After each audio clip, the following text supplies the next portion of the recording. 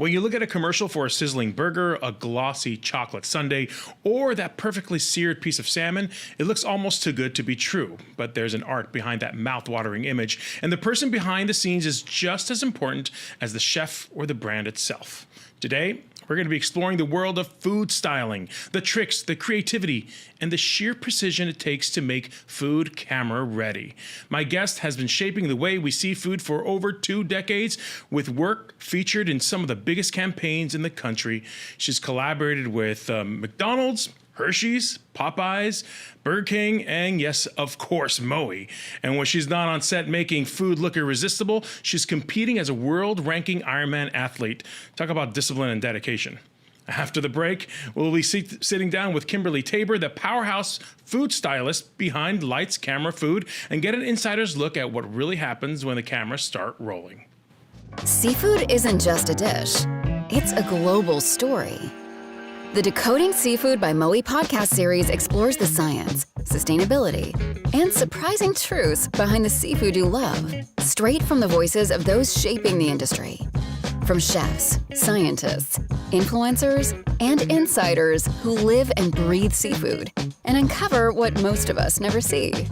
Hosted by Chef George Duran, you can find Decoding Seafood here on your favorite platform and at Mowi Salmon TV on YouTube. Welcome back to Decoding Seafood by Mowi. My name is George Duran, and as I mentioned before the break, today's guest is Kimberly Tabor, one of the most sought-after food stylists in the business. For more than 20 years, she's been helping brands bring their food to life on camera, and her work has appeared in packaging, editorial, film, television across the globe. Kimberly, thanks for being on Decoding Seafood. Thanks for having me. Okay, so if you want to be a food stylist, it's not just about cooking, it's about making sure it looks good. What you see on camera, what you see on your screen isn't truly what you're eating, right? It's totally different. It depends on the circumstances, but yeah, 9 times out of 10, it's not going to be delicious. So do you have to know how to cook to food style, or can you just food style and that's it? No, I do think you need to know how to cook because you need to know how food behaves. Because sometimes you're going to be outside. Sometimes you're going to be inside and it's going to be freezing. Sometimes somebody's eating it. Sometimes somebody's not eating it. Sometimes your ice cream cone has to be able to last for 6 hours while we're doing things to it. So depending upon the circumstances is how you have to know how the food is going to react. So you do need to have a basic knowledge of how to cook. Yeah, I always say you eat first with your eyes. You know, yes. you look at the food, you see if it's good, and you move on. And you certainly have to do that when you see any food on camera or on your television set, your computer screen now, on your phone. On your phone. Yeah. For 20 years that you've been doing, 20 years, is that right? Just over 20. My goodness, it must have. There must be some sort of transformation from what started 20 years ago and what it's like today, right? Right? Huge. Yeah, back when I started. It was on film, and we had Polaroids. So you would set up your product, you would set up your set, and the photographer would come in and take a Polaroid, and 27 people would wait for this Polaroid to develop, and they'd all look at it, and adjustments would be made. But, then a picture would be taken, and until it was developed, you really didn't know what it was going to look like. And were clients, are clients more picky now or back then?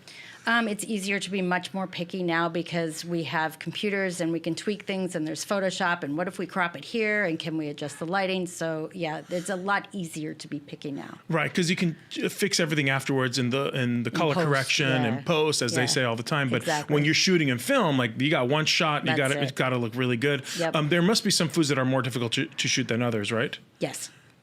Ice cream, I presume? I do a lot of ice cream, so it's not so difficult for me now. Is it true that with ice cream flavors, actually the client prefers the actual ice cream versus like the mashed potatoes or whatever you're using, or do they not care? So I try not to tell them.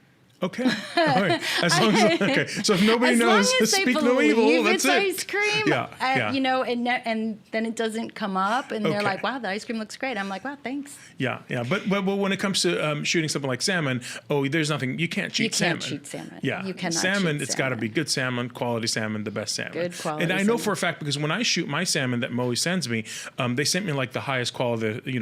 Obviously it's all high quality, but it's coming straight from from Miami or wherever wherever they're sending Yeah. it from, and it's like the full piece, and I'm ready to go. So clients are giving you the best of the best packaging, the best this and that, and, Oh, yeah, and for you're sure. ready to shoot that right away. Yes.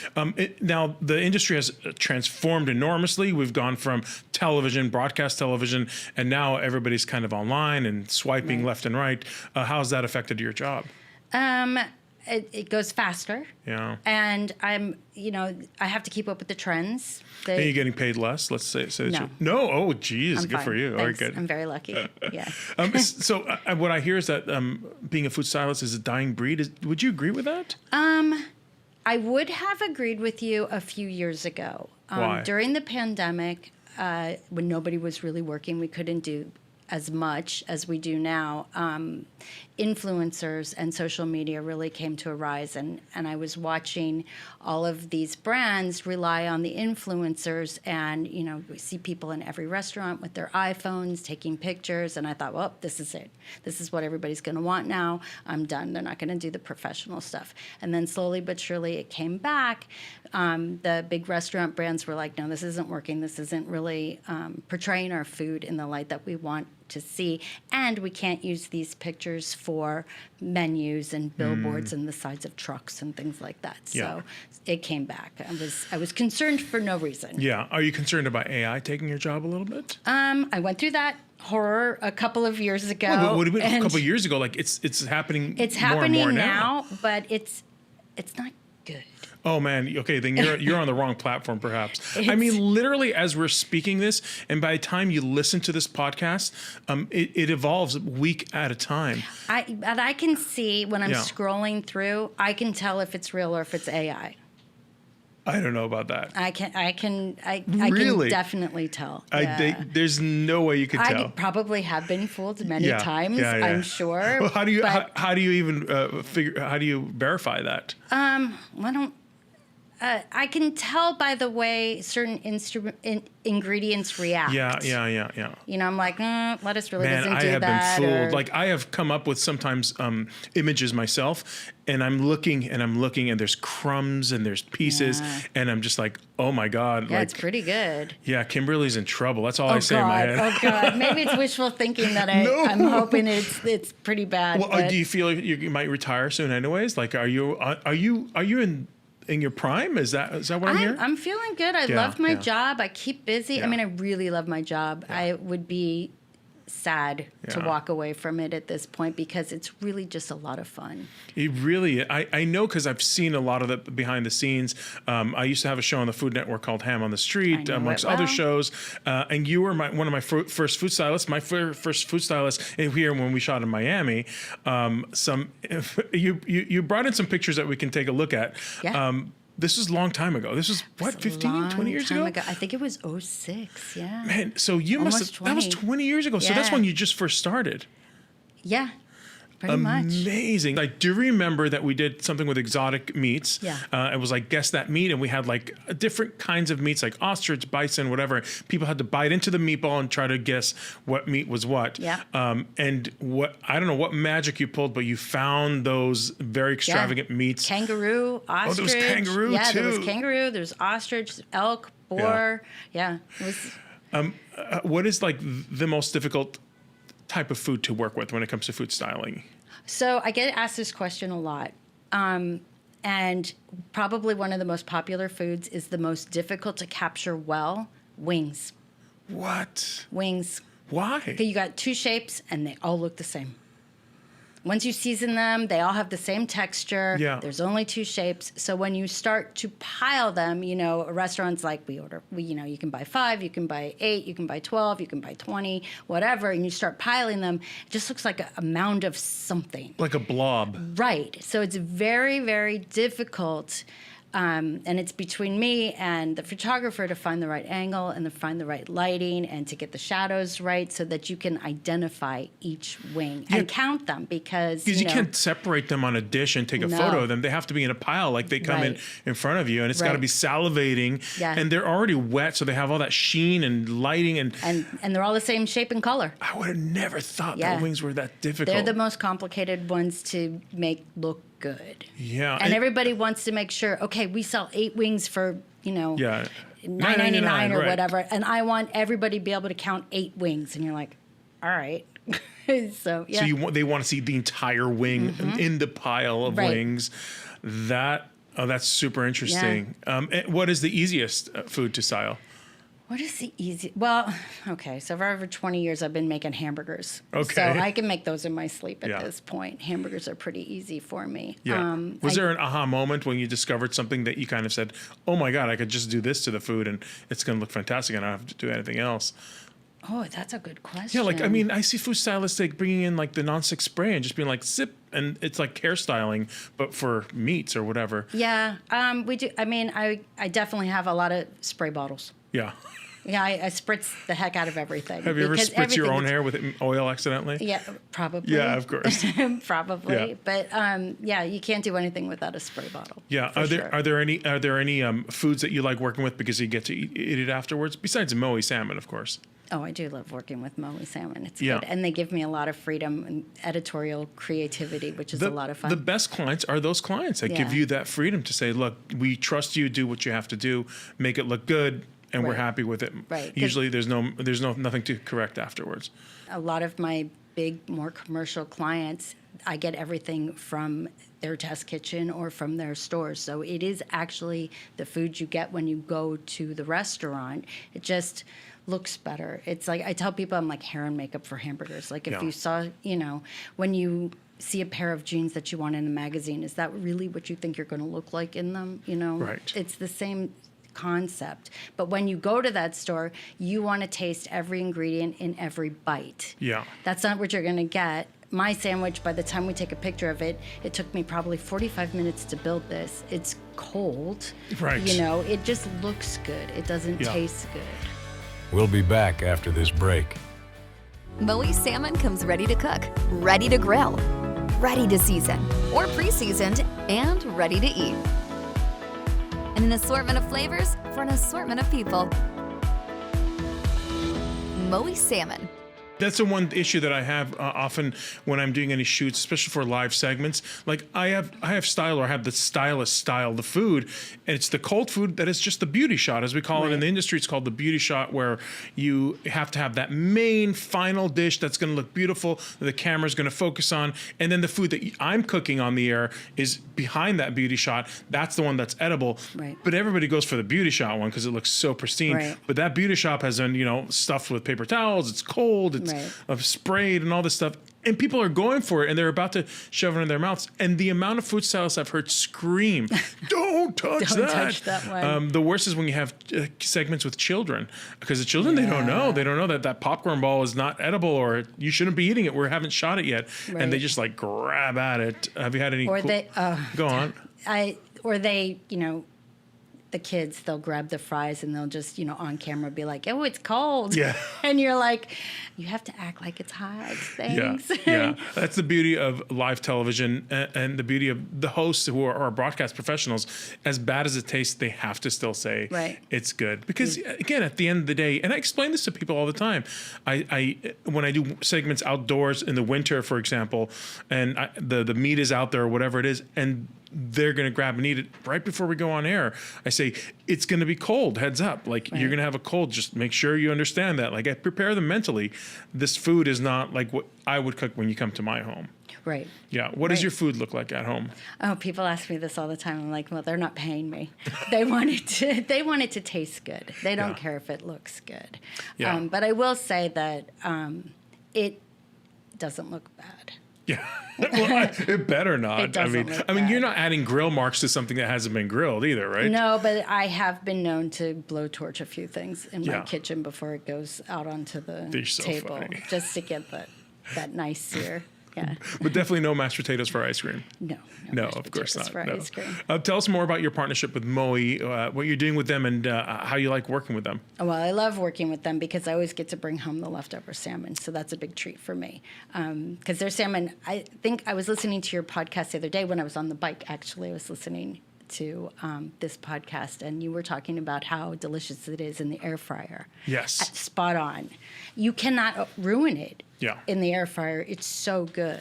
Yeah, I always say this: the air fryer was made for salmon, and I mean, if you don't have an air fryer at home, you're missing out big time. Especially if you love salmon, because an air fryer is essentially a convection oven, but on a smaller scale with a larger fan. Oh so, no, I have a big convection oven. I can put an entire side of salmon in it. Oh, very It's so nice. It has a great. big fan, and it just kind of blows the air in it. It's like double convection or Oh, I something like like that. that. Yeah. It's really good. Yeah, but you have to preheat it. The thing with the air fryer is that it's kind of almost encapsulated. So you have this kind of like a smaller vessel, so everything is more contained. So I know you can't put as many pieces of salmon in it, but if you're a couple, I mean, if you Yeah. put 2 pieces of salmon in there Good instantly. So throw out those nuggets and pop in the salmon.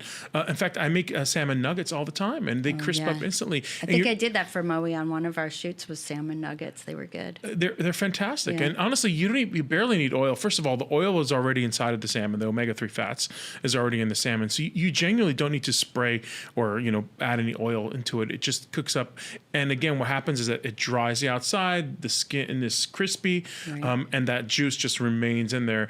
I love my air fryer. I have 2 of them at home. I'm not shy to say that. And Well, I went for the Mac Daddy You did. stove so that I could have the giant air fryer in there. yeah.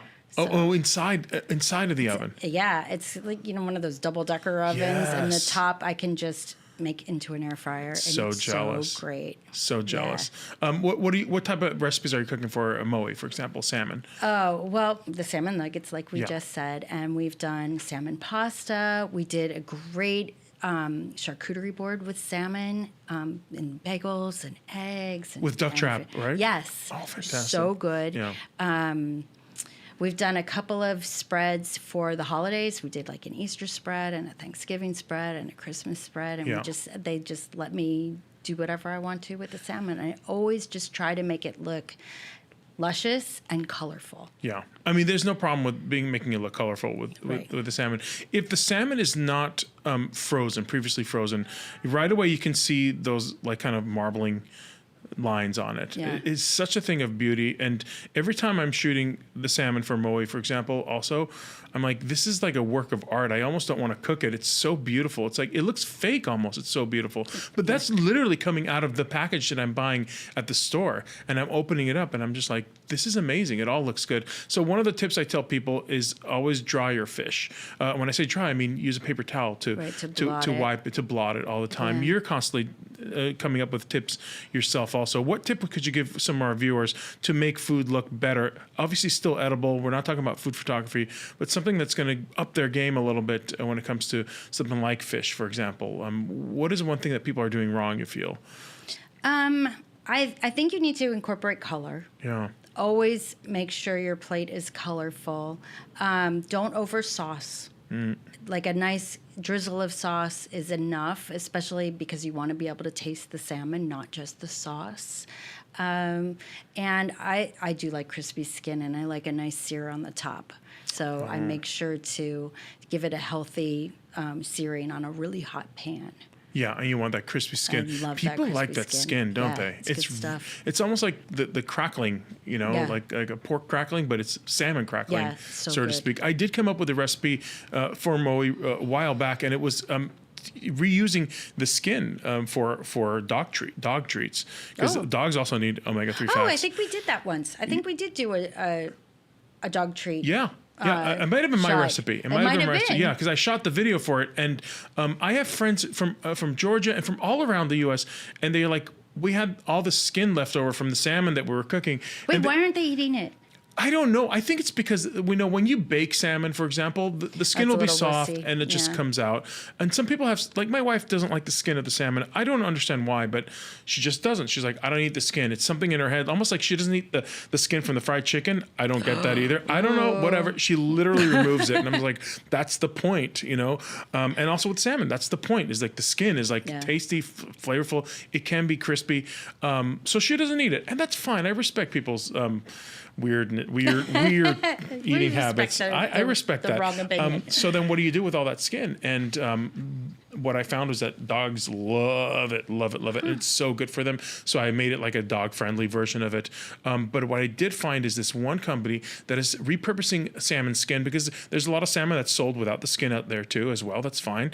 And they're repurposing it, and they're making snacks, salmon skin snacks out there. And I interviewed them for a podcast in Mowi a while back. Salmon skin snacks. It's delicious. Wow. It is so good, so satiating. Like you eat it and you're like, this is what I want snacks to be. They were spicy, salty. Oh, like chips. Like chips. Ooh. They were chips. They were like freeze dried or something. Wow. And they're fantastic. And that was one of my favorite things to eat. find that. That's Yeah. salmon wise. So has the business evolved to the sense that people now are requesting you to kind of jump over hoops, meaning literally like throw the burger up into the sky and getting to these real weird shots? Oh, yesterday I was doing flying nuggets. The chicken nuggets were flying. Yes, we had to rig chicken nuggets like marionettes and have them floating around on screen. So that is crazy. We've done that. People are getting into a lot of the stop motion. So I've done a lot of hamburger builds where you just watch me put each layer on. But it's very complicated in that every layer that you've done cannot move when you put the next layer on. So you have to be very precise with that. Is there an ingredient that you despise working with then? Like, is there something when they say, hey, come and do, I don't know, egg yolks, or I don't know, like, I guess egg yolks would be easy. Like, and you're like, I will tell you that the most problematic thing is lettuce. Lettuce is in everything, and there's so many different kinds of lettuces, and it wilts really quickly. And some people want it to be straight, and some people want it to be curly, and some people want it to look like it's flying, and some people are like, no, it's flying too much. Can it fly less? So lettuce can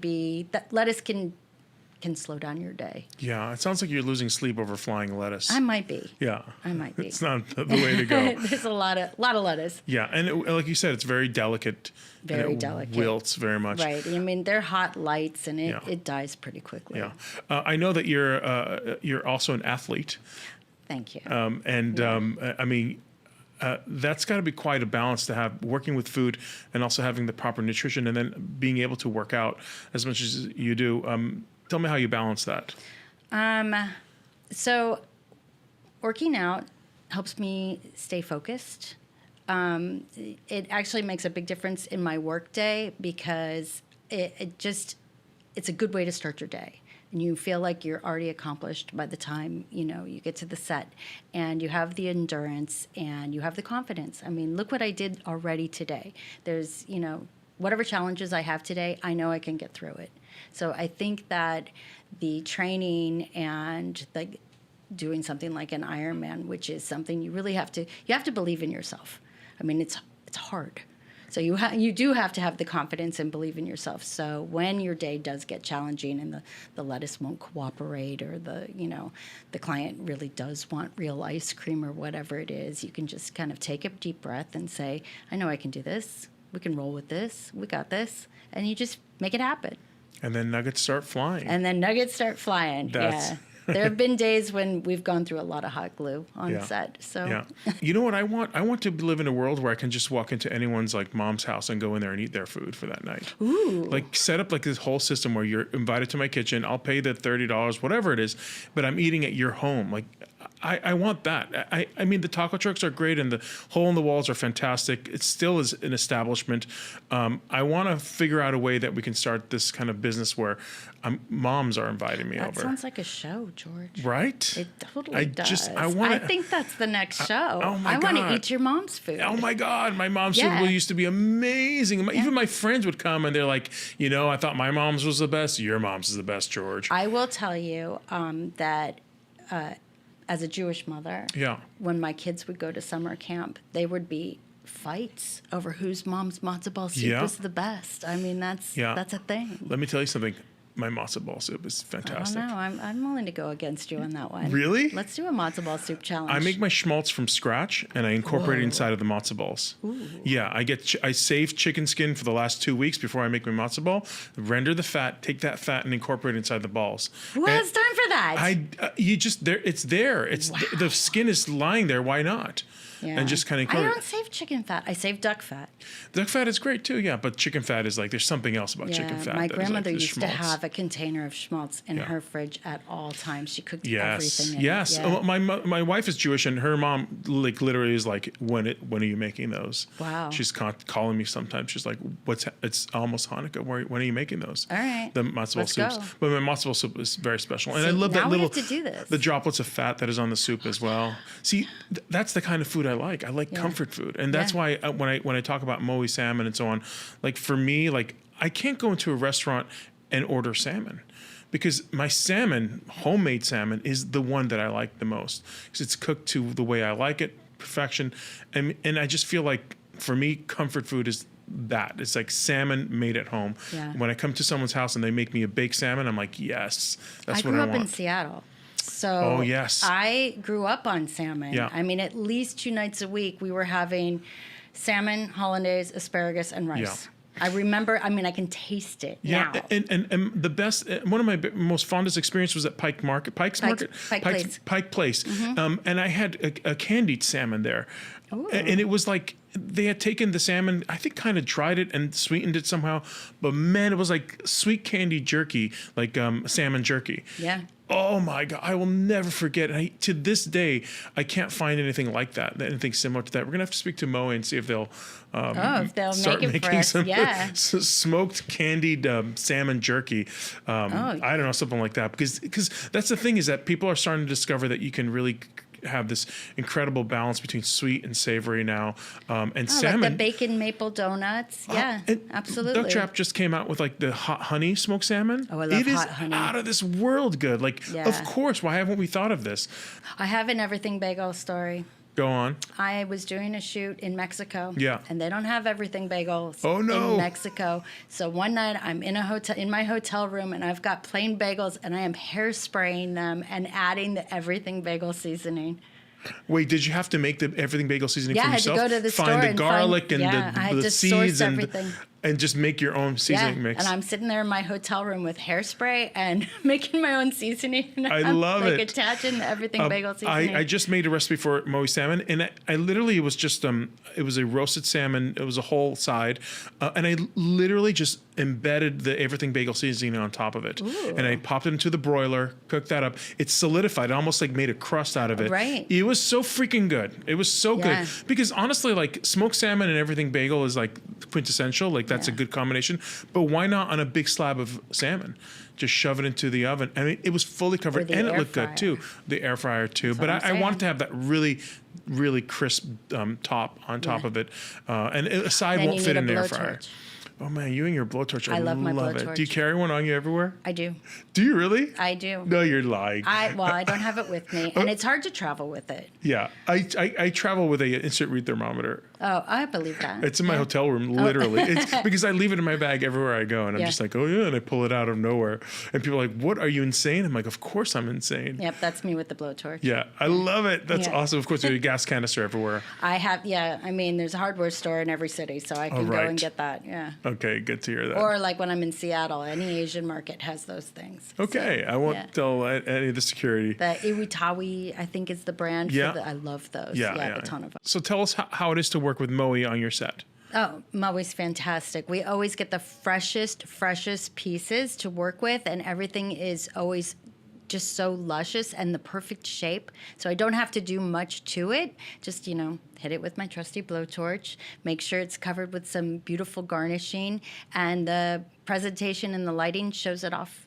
perfectly. Are you saying this because you get to take the salmon home with you? It's also wonderful when we get to eat the leftover salmon for lunch and dinner. Yeah, because I can't imagine you're taking nuggets with you at home after your shoot with the chicken nuggets. We usually eat those right off the set. You do? Okay. Yeah. Are you the ones that are flying out for the set? Oh, the chicken Yeah, nuggets. the chicken nuggets. Oh, no. Yeah, No, those are pinned and glued. And Yeah, you don't want to eat that. no, we don't. But the salmon, The every salmon time. nuggets, we've definitely eaten right off the set. When I shoot my Mowi salmon at home, there's a ton of it, obviously, and there's only so much you can eat, obviously, and save and so on. My neighbors upstairs, they love me. Yes, And my neighbors also love me. yeah. I call them and I'm like, it's salmon day, and they're like, bring it up. And Yeah, I'm always calling my neighbors. I'm like, okay, I've got all this food left over. Yeah. Come on, let's go. Yeah, but the salmon is all you. It's all for you. Yeah, I keep that. Yeah, okay. I keep that. Fantastic. Final question for you. If people want to look for the work that you do, because I know you have an Instagram page. I do. But also there's ways to hire you as well. And not just, on commercials, but also like more like influencers and people that want like real quality food. They can also hire you. And you're Miami based, but you're traveling around the world too, I right? travel everywhere. Yeah. So where can they find you? Well, on Instagram, I'm lights.camera.food. So I get a lot of work from that. It's amazing to me how many people stumble across my Instagram and reach out to me. So that's been great. Excellent. And then my website is lightscamerafood.com. lightscamerafood.com. Kimberly, thank you so much for being Thank on. you. Oh, so It's much nice fun to talking see about you. food and styling. Yeah. Finally, someone I can, pick their brain. And relive the ham on the street days. Oh my God, ham on the street. Yeah. I haven't heard that for the longest time. Yeah. Thank you so much for being on the show. Thank you for having me. And to our listeners, we hope you enjoyed this inside look at the world of food styling and what it takes to bring seafood and salmon to your life in many ways and truly inspire you. Thank you for spending your time with us here on Decoding Seafood by Mowi. I'm George Duran. We will be back with more stories, more insights, and more delicious ways to celebrate seafood. Until next time, keep cooking, keep sharing, and don't forget to eat.